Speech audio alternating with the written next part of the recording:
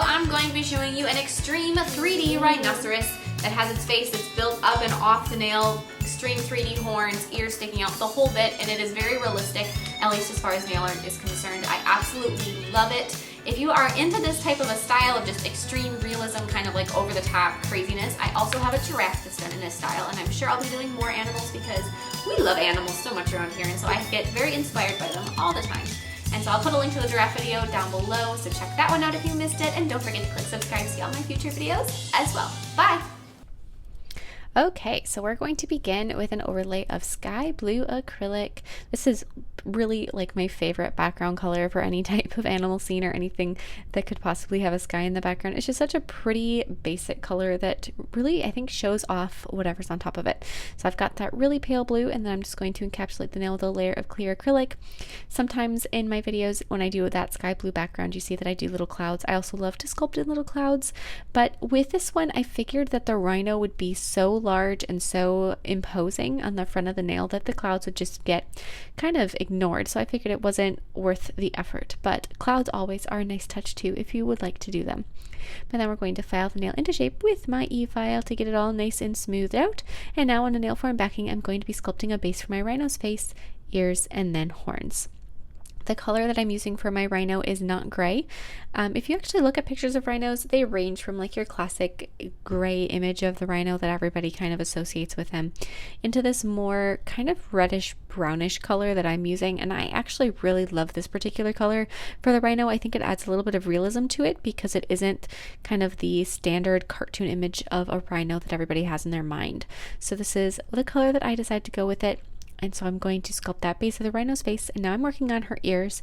So I've got the two little petal shapes pressed out for the ears, and then when they reach about 50% cured, I'm going to roll them up into that little folded up ear shape and then leave them on my nail form backing, and I'll come back and I'll get them a little bit later. But I just wanted to have all of these pieces pre-sculpted out so that when I wanted them, I didn't have to take the time to stop what I was doing and go sculpt them. I could just grab them really quick.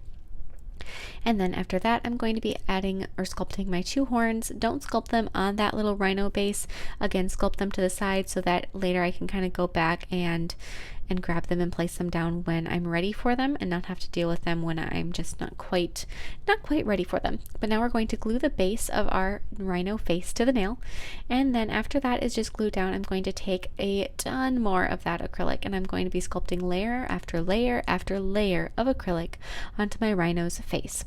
Now if you did watch that draft video, this particular step was missed in that video, so if you were watching that video and you felt like you missed out on something, here it is. This is the same pretty much step as what I did for my giraffe that got somehow missed. But when you're doing this, you know, this layering process for adding up a bulk to your rhino, as you can see, I'm doing one side and then the other. That's going to help try to keep it as just balanced as possible. I would not recommend doing everything on one side and then switching and doing everything on the other side. It just has more of a possibility for getting a little bit uneven. And I'm just starting to kind of sculpt in some of her shapes. As you can see, I did kind of do a little bit of her lip. And when you're sculpting the lip, that's one place where there's different types of rhinos. So there's white rhinos and there's black rhinos, and then there are some different subcategories from there. But the biggest thing that in this particular design that you need to be paying attention to for a white versus a black rhino is that their lips are different. And so the whole thing with my rhino, she's a white rhino, and so she's got that bigger shoulder hump like I'm sculpting in right now. So I'm doing some of her body shapes on the nail, sculpting them flat. But then, so you got that bigger neck hump, but then you also have their lips. So a white rhino has a squared off lip, and a black rhino has a prehensile pointed lip. And so they're very different in those particular little spots. And so you're going to have to decide beforehand. And then when you're looking up reference photos, if you don't, you just use mine, which really I wouldn't recommend. I would definitely recommend getting your own reference photos just so that you have a exact thing that you're looking at. But search for the type of rhino. Don't just type in rhino, because they do look different. And there's some head proportions that change between black and white rhinos. So when you're looking up those differences, just make sure that you do type in exactly what kind of rhino, so that if you use multiple reference images, they're all for the same type of rhino, so that you don't, because it'll just give you misinformation and be confusing if they are very different at all. After I have a lot of this all sculpted in, then I'm going to take and I'm going to glue in her ears and her horns just with some nail glue. And they don't have to be perfect, especially the horns. They don't have to be perfectly placed. They can be a little bit off center if they just so happen to be, and you can correct that later, but do try to get them as straight on the middle as you can. And then after I have that done, I'm going to go back through and just keep adding more details. There's so many opportunities for sculpting in little wrinkles and little different, places on a rhino, because they have so many different like armatured skin where their skin is like these panels, and you can sculpt all of these different spots in, and you can really have fun with it. Also, don't forget to sculpt in her eye. As you saw, I sculpted in a bit of acrylic, and then I used a dotting tool to actually press in her eye socket. And I'm gonna go through and do some more details on her horns, kind of bulk those up a little bit, add some detail to them. Repeat all of this for the other side, add more detail to the back of the horns, or the other side of the horns. And just keep adding details. When you're doing this, make sure that you are constantly monitoring your 3D art from above, below, left, and right. Every single spot you could possibly be looking at this, look at it just to make sure that there isn't any low spots or high spots that need to be adjusted or filed away or added to, or whatever it is that you want to fix them with. And it's easier to do that if you just keep looking at things kind of as you go, and not at the very end decide to really take account of what you've done and then really look at it and be like, ooh, that one eye is 50% higher than the other one. I would take a lot of work to fix that, whereas you could have fixed it easily if you had caught it earlier on.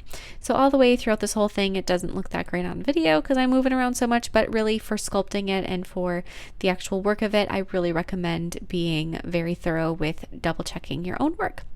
I'm going to add a little bit more acrylic to that flat lip of hers, and then I'm also going to be sculpting in her nostrils eventually when we get there.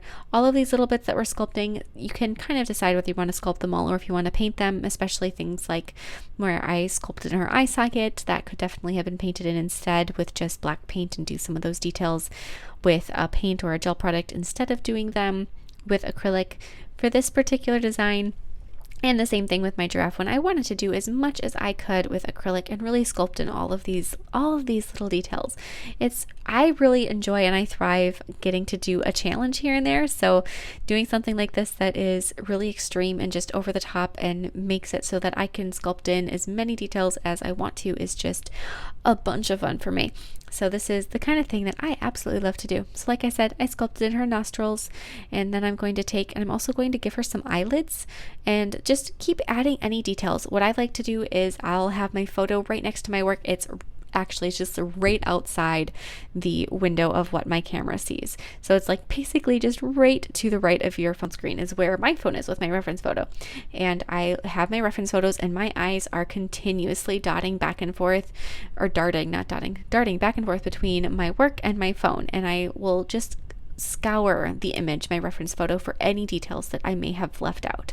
And the more that you try to find them and you act like a little detective and see where are these details that I didn't see, then the more you're going to see, and the more you see, the more you can add.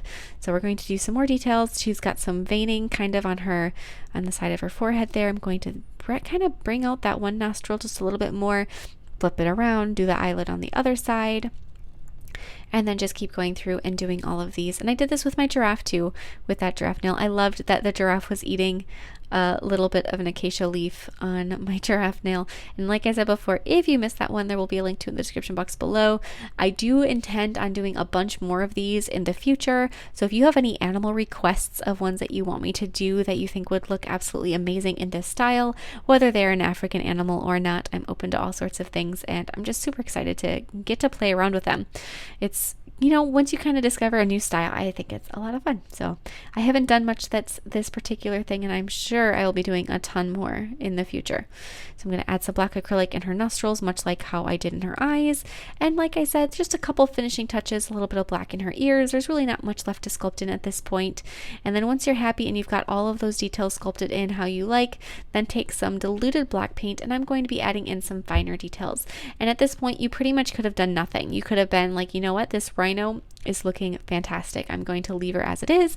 Or like me, you can be like, you know what, I want to just take this a little bit further and really deepen some of these details, and while maybe take away some of the realism, I think it just brings out a certain kind of a character element to it. So I'm going to go through and just do little details, little black lines wherever I think that some stuff, some little wrinkles could be brought out in her. Make sure I do her mouth, go around her eyes enough.